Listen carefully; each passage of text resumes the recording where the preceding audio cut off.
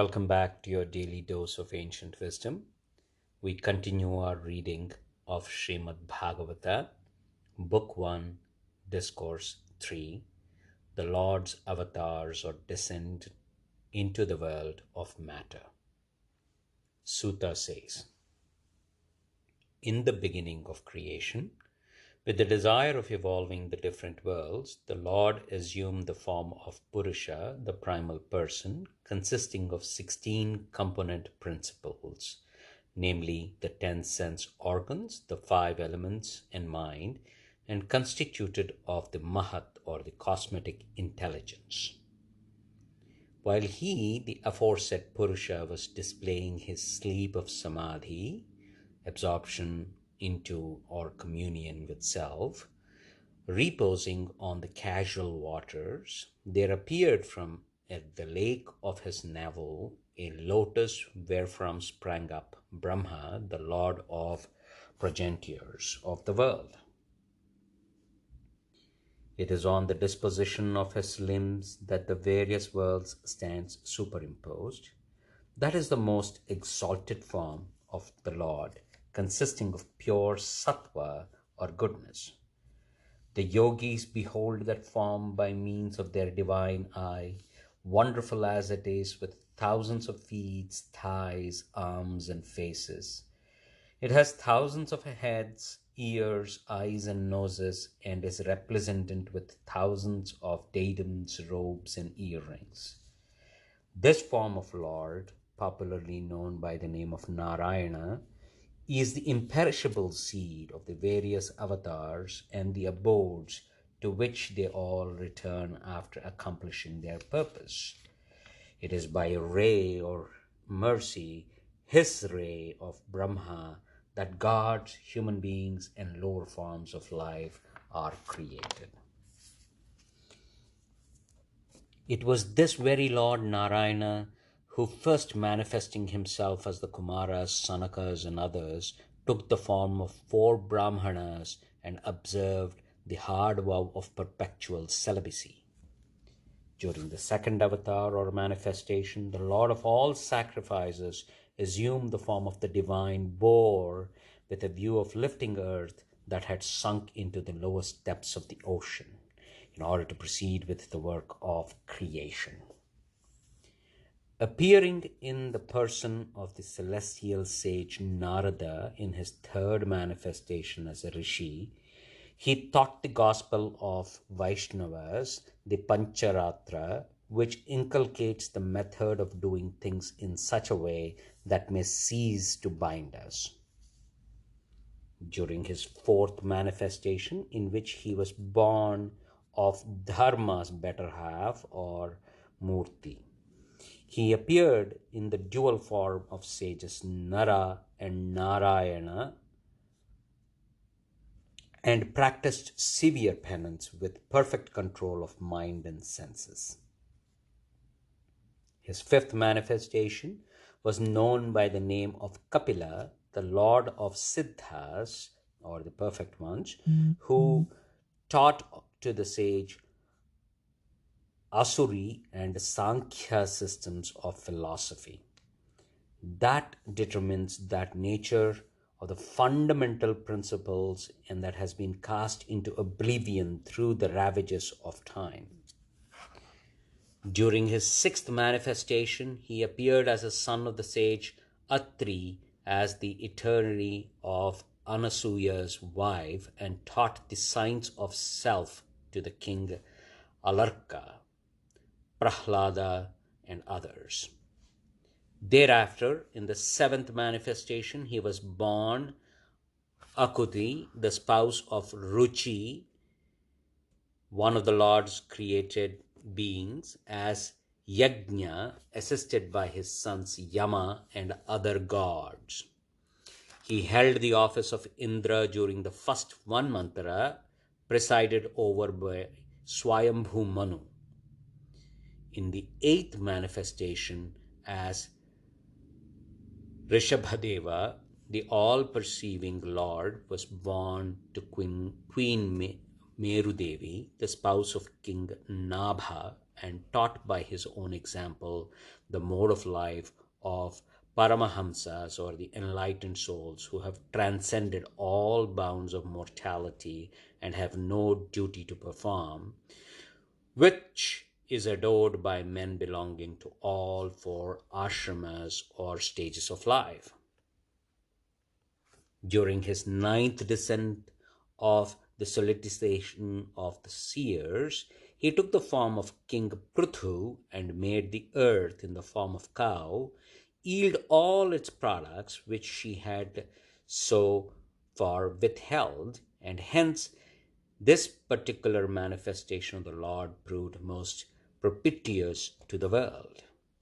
At the end of Chakshusumanvantara, when all the three worlds were being deluged by the ocean, he took the form of a fish during his 10th manifestation and rescued the future Vaivasvata Manu, the lord of the present Vanvantara.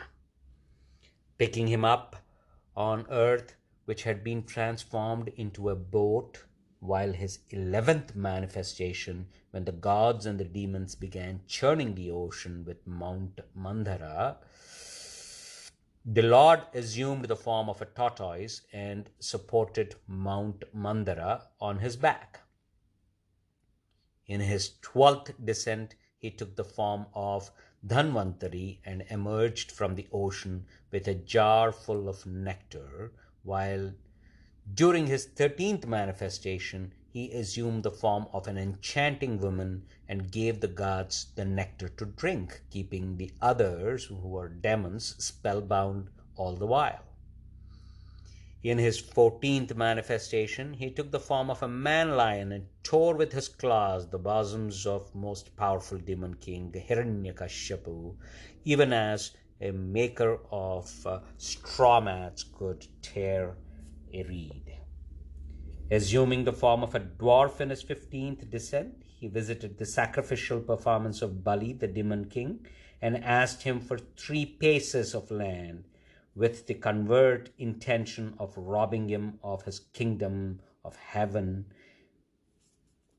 In the 16th descent as Parasurama, he fought the kings and had become inimical to the Brahmanas. Enraged at this, he rid the earth of Kshatriya race as many as 21 times.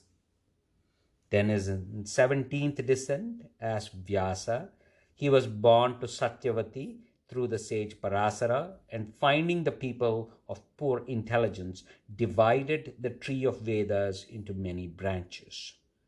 Then again, in the 18th descent, he assumed the form of a ruler of men, Sri Rama, with a view of accomplishing the purpose of gods, and performed heroic feats while bridging the ocean, and so on. In the 19th and the 20th, the Lord was born among the Vrishnis as Balarama and Sri Krishna, and revealed the earth of its burden. When Kali sets in, he will be born in Magadha, North Bihar, as Buddha, son of Anjana, with a view of deluding the enemies of gods. Then again, towards the end of the Kali age, when the kings mostly turn into robbers, the Lord of the universe will descend from a Brahmana named Vishnuyasa as Lord Kalki. Even as thousands of rivulets form from a lake that never dies, so there are countless descents of the Lord, who is a storehouse of sattva, power, wisdom, etc. O Brahmanas, the sages and the seers, the Manus, the gods, the sons of the Manus, the Prajapatis, in fact, all those who possess great power are rays of Srihari. All these, however, are either part manifestation or rays of supreme power, while Sri Krishna is the Lord himself. All these avatars, or manifestations of the Lord, appear from age to age and protect the world when it is oppressed by the enemies of Indra. This story of the Lord's descent is a secret. The man who devoutly recites it every evening and mourning with pious mind is rid of all sufferings. The gross manifestation in the form of material universe of the Lord, who is essentially spiritual and has no material form, has been evolved by the products of his Maya, such as the Mahat, the principles of cosmetic intelligence, and so on, and is superimposed on the Lord himself. Even as men of poor wits assume the existence of the clouds is in either of the dustiness in the air, even though the clouds, as a matter of fact, hang in the air while dustiness belongs to the particles of the earth. So the ignorant superimposes the gross phenomenal universe on the self who is the seer. Beyond this material form is a subtle and unmanifested form of the Lord, which is constituted of undeveloped gunas. Gunas that have not assumed the distinctive shapes and is neither open to perception nor to hearing. It is this subtle or astral body which is termed as the jiva or soul, because the soul seems to enter into it or is identified with it, and goes through the repeated births of transmigrations. It is through the nascence that the aforesaid astral and the material bodies are superimposed on the self. When this superimposition is removed through self-knowledge, that very moment takes place the realization of the Brahma. The knower of the truth are aware that when the Lord's sportful Maya in the shape of knowledge withdraws, the Jiva becomes one with Brahma and gets established in the glory of the self. In such terms do the wise describe the descent as well as the doings of the Lord, who is the ruler of all heart and is really without birth or action. For his descendants are doing are guarded secrets of the Veda. The pastimes of Lord are always purposive. By mere sport, he creates, preserves, and reabsorbs this universe, but never gets attached to it. Adding unperceived in the hearts of all living beings, he seems to enjoy the object of mind and the five senses as the ruler of all the six. But being the master of his self, he remains aloof from these objects. They fail to bind him in all cases. No stupid creature can know by any dialectical skill the names and the forms or doings of the Lord revealed by his thought or word, the Vedas, any more than an ignorant man can understand the performance of a conjurer, the accomplished though his will and speech. The power of the Lord who wields the discus in his hand is infinite. Through the maker of this world, he remains ever bound it. He alone can know his ways who inhales the fragrance of his lotus feet through constant and sincere devotion to them.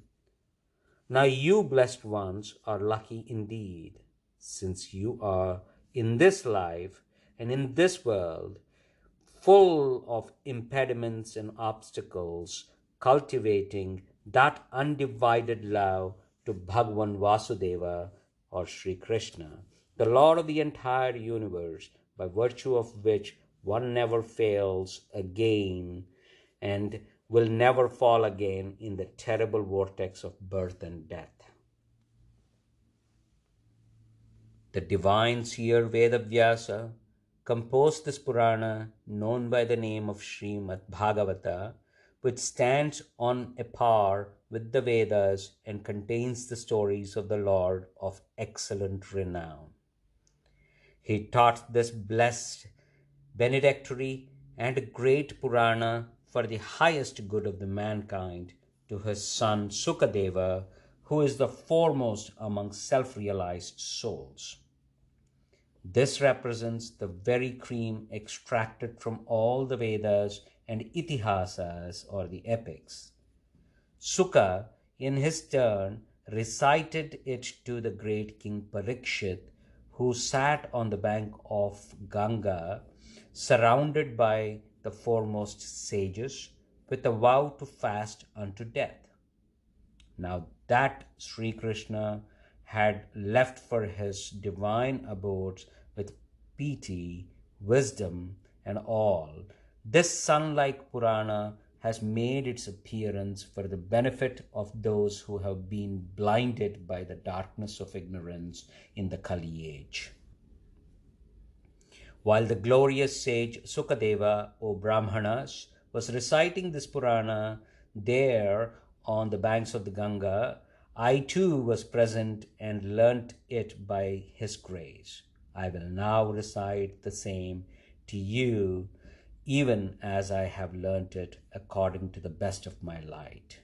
Thus ends the third discourse, forming part of the story relating to Naimisa forest in Book 1 of the great and glorious Bhagavata Purana, otherwise known as Paramahamsa Samhita. Thank you.